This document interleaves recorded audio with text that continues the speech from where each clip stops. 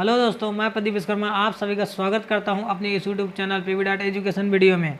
तो दोस्तों, आज मैं आपको DLED द्वितीय सेमेस्टर के सामाजिक अध्ययन विषय से हर्षवर्धन अर्थात वर्धन वंश के बारे में कुछ महत्वपूर्ण तथ्य बताऊंगा, जो कि आने वाले एग्जाम में बहुत ही महत्वपूर्ण साबित होने वाले हैं। तो दोस्तों, चलते हैं, हम अपने वीडियो को शुरू करते हैं। हमारा पहला प्रश्न है, हर्षवर्धन का जीवन परिचय दीजिए। तो दोस्तों, अपने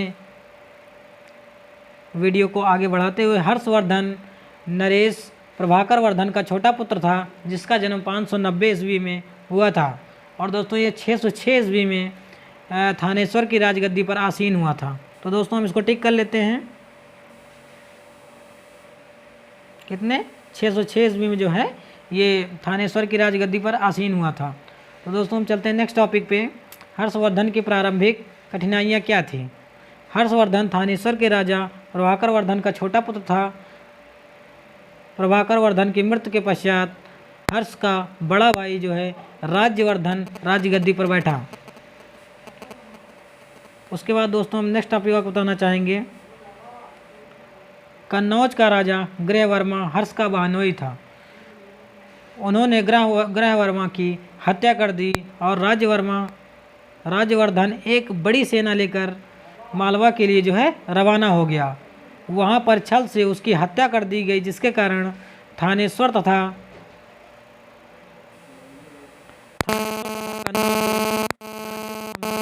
दायित्व हर्ष पर आ पड़ा। अर्थात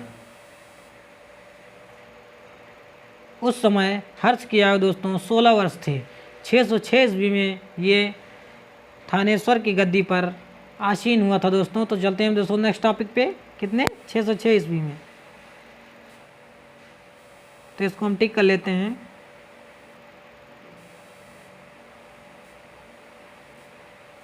चलते हैं दोस्तों नेक्स्ट टॉपिक पे। अब हम बात करेंगे हर्षवर्धन की विजय एवं आक्रमण के बारे में। तो पहला हमारा टॉपिक है शशांक पर विजय। राजगद्दी पर बैठते ही हर्ष शशांक को दंड देने के लिए निकल पड़ा। हर्ष और शशांक का युद्ध 619 ईसा में, जो कि बहुत महत्वपूर्ण टॉपिक है दोस्तों, 619 ईसा पूर्व में जो है उसको युद्ध हर्ष और शशांक का युद्ध हुआ। संभवतः शशांक की मृत्यु के पश्चात हर्ष ने गुण तथा उड़ीसा पर अपना अधिकार कर लिया। तो चलते हैं दोस्तों नेक्स्ट टॉपिक पे। वल्लभी पर आक्रमण। हर्ष ने वल्लभी के शासक ध्रुव सेन को पराजित कर दिया। किसको दोस्तों? शासक ध्रुव सेन को जो है हर्ष ने जो है पराजित कर दिया। दोनों में संधि हुई तथा ध्रुव सेन ने हर्ष को की स्वाधीनता स्वीकार कर ली और अपनी बेटी का विवाह उसके साथ कर दिया। जब ये दोस्तों हार गया तो इसने अपनी बेटी का विवाह हर्ष ने अपनी बेटी का विवाह ध्रुवसेन से कर दिया। तो दोस्तों, ये बहुत इम्पोर्टेंट टॉपिक है। चलते हैं दोस्तों नेक्स्ट टॉपिक पे। उत्तरी भारत पर अन्य विजय। हर्षवर्धन ने कश्मीर, सिंधु, नेपाल के राजाओं को भी परास्त किया तथा हर्ष की स्वाधीनता स्वीकार कर ली तथा हर्षवर्धन ने बहुत स्वाधीनता स्वीकार करने के बाद दोस्तों, ये है हर्षवर्धन के बारे में बता दूं। हर्षवर्धन दोस्तों बहुत प्रतापी राजा था। चलते हैं दोस्तों नेक्स्ट टॉपिक पे। पुलकेशिन द्वितीय से युद्ध। तो नर्मदा नदी के दक्षिणी में चालुक्य नरेश पुलकेशिन द्वितीय शक्तिशाली शासक था।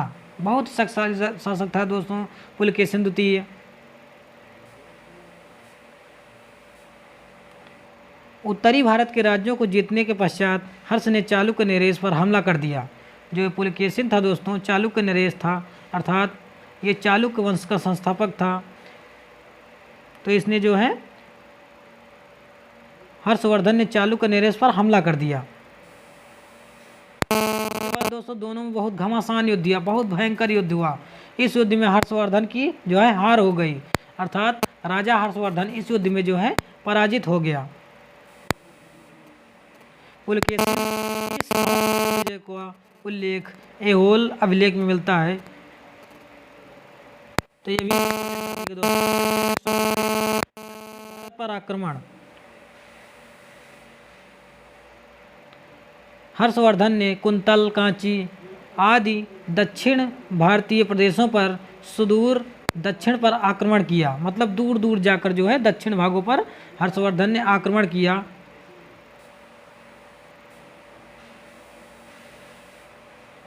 उसके बाद दोस्तों ये मयूर ने अपने श्लोक में हर्ष को उत्तर प्रदेश के पल्लव राजा की विजय प्राप्त करने वाला कहा। तो दोस्तों पुलकेशिन द्वितीय की मृत्यु के पश्चात 634 ईस्वी में चालुक्य राज्य की स्थापना व्यवस्था का लाभ उठाकर हर्ष द्वारा कुंतल सहित चालुक्य राज्य के पश्चिमी प्रदेशों को विजित करने की संभावना व्यक्त की। अर्थात इन राज्यों जो छूट गए थे उसके मतलब जीतने के पश्चात जो भी राज्य को उसने जीता था और कुछ राज्य छूट गए थे जीतने के बाद, तो उसको फिर पुनः दोस्तों उस पर विजय प्राप्त करने की दोबारा कोशिश की। तो चलते हैं दोस्तों नेक्स्ट टॉपिक पे। हर्ष का चरित्र और मूल्यांकन। हर्ष किसी धर्म से भेदभाव नहीं करता था, अर्थात दोस्तों ये सभी धर्मों को बहुत गहनतापूर्वक मानता था और हर्ष स्वयं एक महान लेखक था। अर्थात दोस्तों ये अपने बारे में या और किसी अन्य के बारे में ये खुद लेख लिखता था। वह लेखक एवं विद्वानों का आश्रयदाता था तथा प्रसिद्ध विद्वान वाणभट्ट हर्ष का दरबारी कवि था। अर्थात आश्रयदाता मतलब दोस्तों चाहे जो भी कवि आया रहे उसको वह आश्रय प्रदान करता था अपने दरबार में। चलते हैं दोस्तों अब इसके बारे में धर्म के बारे में बात कर लेते हैं। हर्षवर्धन जो है प्रारंभ में जीवन धर्म का अनुयायी था दोस्तों। किस धर्म का? जीवन धर्म का अनुयायी था। बाद में ह्वेनसांग के संपर्क में आने से बौद्ध धर्म वो धीरे धीरे बौद्धिक बनने लगा, अर्थात बौद्ध धर्म को मानने लगा। तो जिससे हर्षवर्धन बौद्ध धर्म का अनुयायी हो गया। धीरे धीरे जब मानने लगा तो वह बौद्ध धर्म का अनुयायी हो गया। किसके संपर्क में आने से दोस्तों? ह्वेनसांग के संपर्क में आने से यह बौद्ध धर्म का अनुयायी बन गया। चलते हैं दोस्तों नेक्स्ट टॉपिक पे। साहित्य प्रगति। हर्षवर्धन साहित्य प्रेमी था। उसने 3 प्रसिद्ध नाटक प्रियदर्शिका, रत्नावली तथा नागानंद की रचना की थी। किसकी दोस्तों? ये 3 रचनाएं इसकी बहुत ही महत्वपूर्ण हैं, प्रियदर्शिका, रत्नावली तथा नागानंद। चलते हैं दोस्तों नेक्स्ट टॉपिक पे। ह्वेनसांग का भारत का वृत्तांत। मतलब ह्वेनसांग का भारत वृत्तांत मतलब ह्वेनसांग जो था उसके बारे में, भारत आगमन कब हुआ इसके बारे में कुछ महत्वपूर्ण तथ्य इसमें मैंने लिखा है, चलिए आपको बताता हूँ। चीनी यात्री ह्वेनसांग भारत आगमन हर्ष के शासनकाल में आया था। अर्थात हर्षवर्धन के शासनकाल में चीनी यात्री जो है भारत आया था।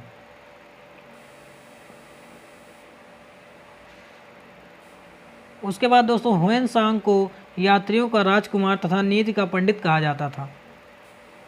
क्या कहा जाता दोस्तों?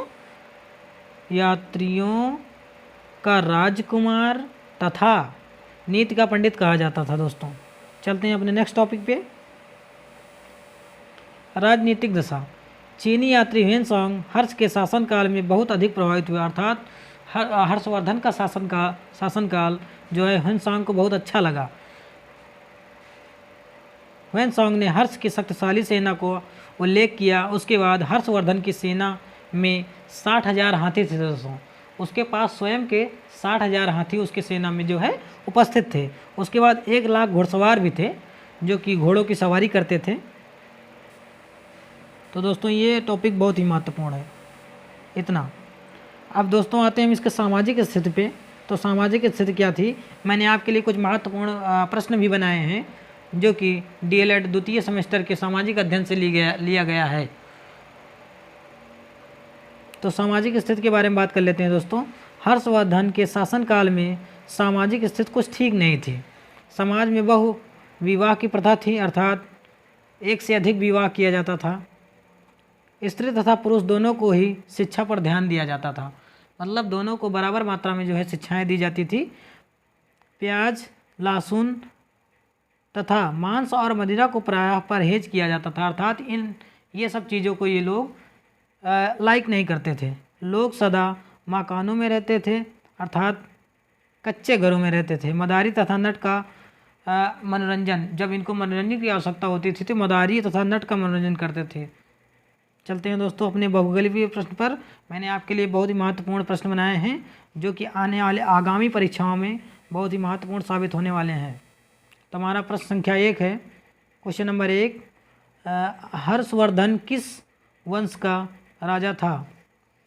तो दोस्तों हर्षवर्धन के बारे में मैंने अभी आपको बताया, हर्षवर्धन जो है वर्धन वंश का राजा था। तो इसमें जो है ऑप्शन नंबर डी सही हो जाएगा, ऑप्शन नंबर डी वर्धन वंश का। चलते हैं दोस्तों नेक्स्ट क्वेश्चन पे। वर्धन के समय भारत का प्रसिद्ध विश्वविद्यालय किस स्थान पर था? तो दोस्तों वर्धन के समय प्रसिद्ध विश्वविद्यालय हमारा जो था नालंदा में था। कहाँ था दोस्तों? नालंदा में। तो क्वेश्चन नंबर 2 का ऑप्शन नंबर बी सही हो जाएगा, नालंदा। चलते हैं दोस्तों नेक्स्ट क्वेश्चन पे। ह्वेन सॉन्ग कहाँ से भारत आया था? तो मैंने आपको जैसे कि वीडियो में बताया कि ह्वेन सॉन्ग जो है चीन से जो है भारत आया था। कहाँ से दोस्तों? चीन से। तो हमारा क्वेश्चन नंबर 3 में ऑप्शन नंबर बी सही हो जाएगा, चाइना, चीन से। तो मैं इसको टिक कर लेता हूँ। चलते हैं दोस्तों नेक्स्ट क्वेश्चन पे। हर्षचरित के रचयिता कौन थे? अर्थात हर्षचरित की रचना किसने की थी? तो हर्षचरित की रचना दोस्तों वाण भट्ट ने की थी, जो कि हर्षवर्धन का जो है दरबारी कवि था। वाण भट्ट, जो जैसा कि आपको मैंने अभी पीछे वीडियो में बताया, तो इस पर हम टिक कर लेंगे, वाण भट्ट। तो क्वेश्चन नंबर 4 का ऑप्शन नंबर बी सही हो जाएगा, वाण भट्ट। चलते हैं दोस्तों नेक्स्ट क्वेश्चन पे। हर्ष का दरबारी कौन था? जैसा कि अभी मैंने आपको बताया कि वाण भट्ट जो था हर्षवर्धन का दरबारी कवि था। तो इसमें ऑप्शन नंबर बी सही हो जाएगा, वाण भट्ट। महामोक्ष परिषद का आयोजन होता था किस? तो ऑप्शन नंबर ए। तो लास्ट क्वेश्चन का ऑप्शन ए सही हो जाएगा। आप मेरे वीडियो को लाइक कीजिए, शेयर कीजिए और सब्सक्राइब कीजिए। Thank you.